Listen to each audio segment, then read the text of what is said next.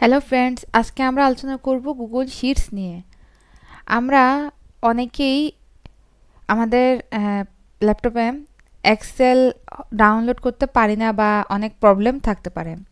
সেক্ষেত্রে আমরা কিভাবে গুগল শিটসে কি কাজ করব বা কিভাবে করব সেই জিনিসগুলো নিয়ে আজকে আমি আলোচনা করব।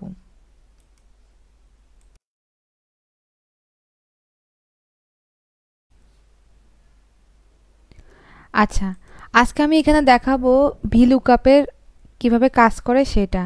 ফার্স্টে এইখানে আমার স্প্রেডশিটের মধ্যে আমি কিছু ডাটা কপি করে পেস্ট করলাম।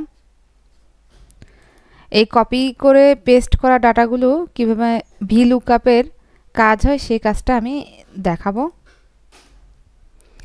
এখানে এমপ্লয়ার আইডি,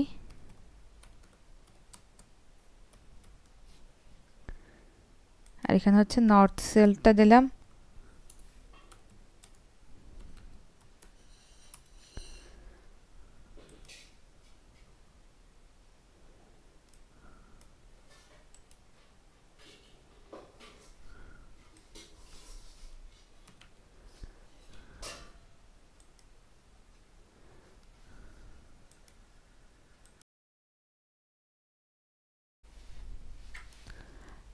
ভিলুকআপের জন্য ফার্স্টে ইকুয়াল টু দিয়ে ভিলুকআপ লেখার সাথে সাথে এখানে ভিলুকআপ বড় হাতের অপশনটা আসবে।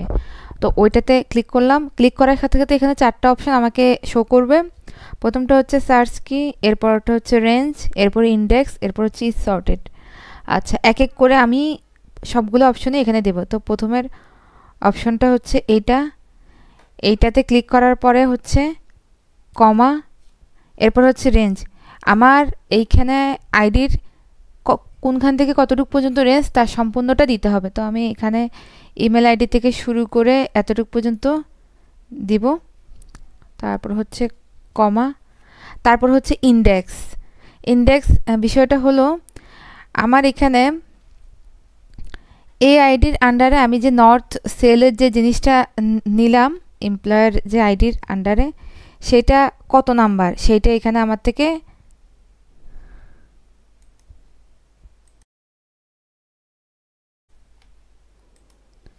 এইখানে পুরো সেলের মধ্যে আমার employer ID, employer name, north cell, south সেলের মধ্যে আমার নর্থ সেলটা কত নাম্বারে আছে হচ্ছে 3 নাম্বারে। তাহলে 3টা আমি লিখি, আবার কমা।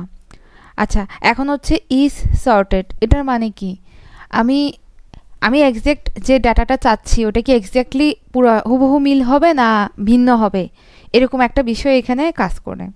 তো আমি এই জন্য এখানে 1, 0 অথবা 7 যে কোনোটাই দিতে পারি। আমি এখানে 0টা দিচ্ছি। 0টা দিয়ে আমি ব্রেকেট শেষ করব। শেষ করে এন্টার প্রেস করব। আচ্ছা, এখন আমি হচ্ছে মিলাবো। আমি যে ভিলুকআপের যে কাজটা করলাম, আমার এখানে ইমেল এমপ্লয়ারের যে আইডি সেটা ছিল 101, আর আমি যেটা নিয়েছি সেটা হচ্ছে নর্থ সেল। এখানেও নর্থ সেলের আন্ডারে কত, $5000। ঠিক আছে, ঠিক আছে। আমার যেটা ছিল $5000, এটা সম্পূর্ণ ভিলুকআপের মাধ্যমে আমি একটা এক্সেল ফর্মুলার মাধ্যমে কাজটা করেছি। একদম ইজি ভিলুকআপের কাজগুলো সবাই করতে পারবে। সবাইকে ধন্যবাদ আমার ভিডিওটা দেখার জন্য।